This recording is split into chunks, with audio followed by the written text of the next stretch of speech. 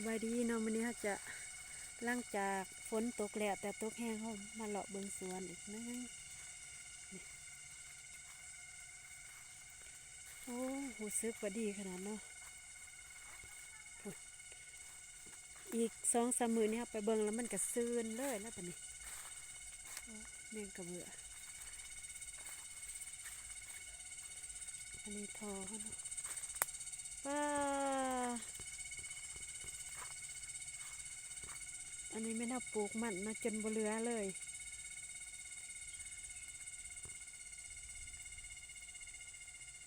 จนบ่เกิดเนาะจักกินแบบใดเฮาเฮ็ดคักบ่คักนี่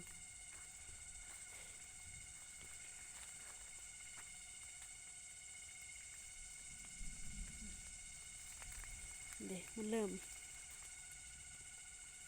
อันนี้แม่นเฮาตามเหือตามแห้งเนาะเฮ็ดเนาะ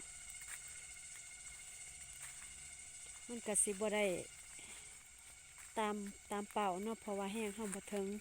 ใส่ฝุ่นเฮาก็ใส่อยู่ปีละเทื่อนั่นน่ะจักจั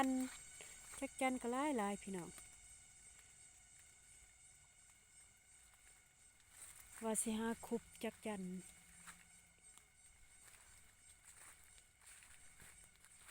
เดี๋ยวมื้ออื่นเฮาหาแนวอันนั้นเนาะมาใส่เพราะว่าช่วงนี้จักจันหลายแล้วก็แซ่บ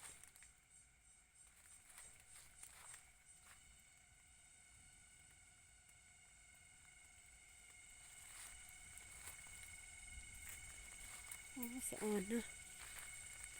ใบหลายอยู่ปีหน้าน่าจะพอได้เก็บอยู่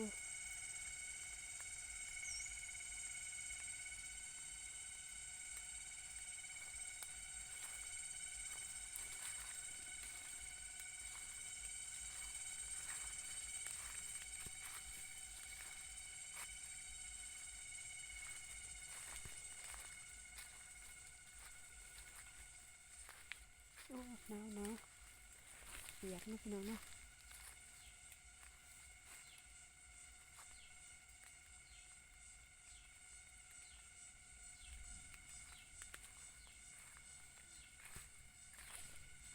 กกใหม่หลบอีกแล้ว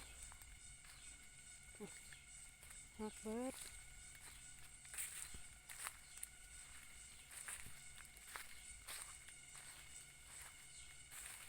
ใครเนแต่ว่ายังแปลนอยู่อย่าท่านได้เกิด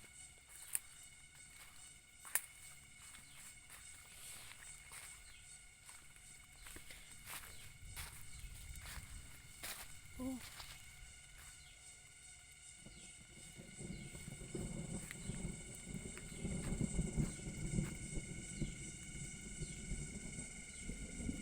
ป่าห้องเนาะ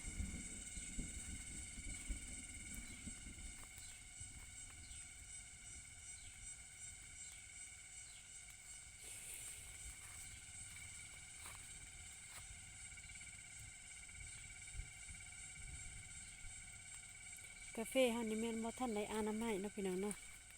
ที่ว่ากกมันตายงาตายมันยังปกติแต่ว่าเฮาสิมาใส่ฝุ่นก่อน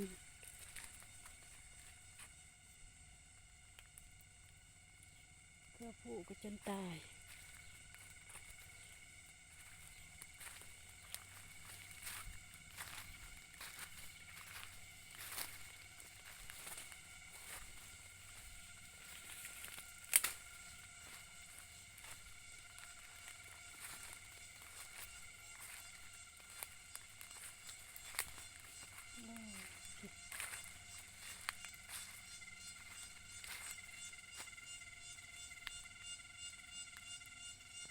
ตัดพื้นนะพอดีเลยกันร้อน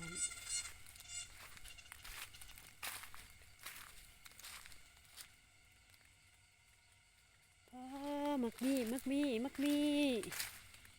โอ้มีแต่หน่วยใหญ่ๆพี่น้องพุ่นมาแรงเนาะเดี๋ยวเฮาเสร็จเวียกแล้วเฮาสิเก็บเอามื่อกิน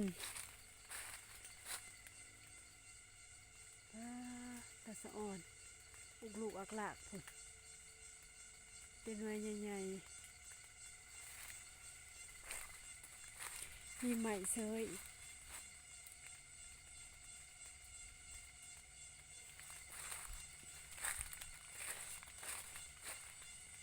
โอ้ไหมนี่บ่แม่นไหมของเฮาเนาะ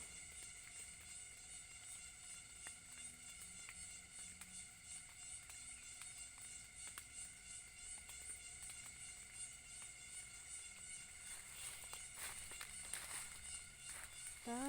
พี่มันจนเน่าก็เสียดายพี่มักมีอันนี้แซ่บเด้อเป็นมักมีน้ำผึ้งอืม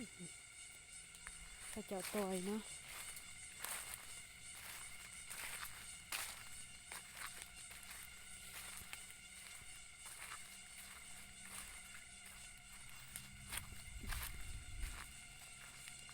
โอ้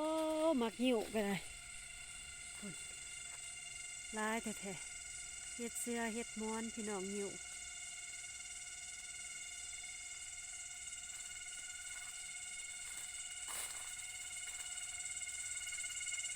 กกบักเนื้อหนึ่ง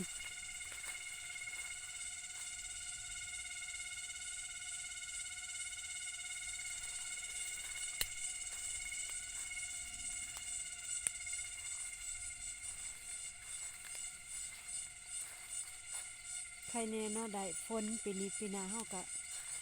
อืม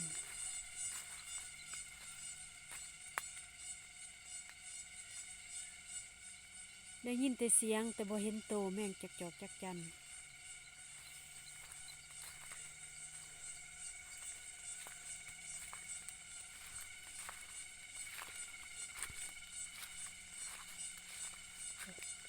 นะฮะ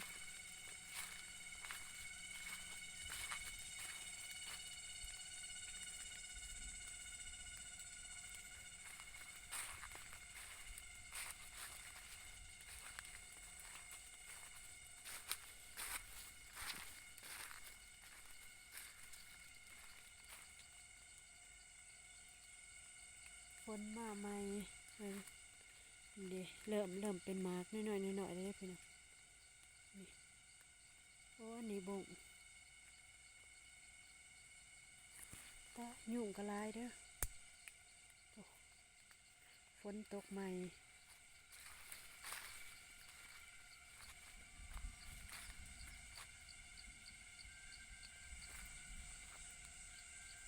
แมงอีหยังนี่น้อยๆแมงมุมพี่น้อง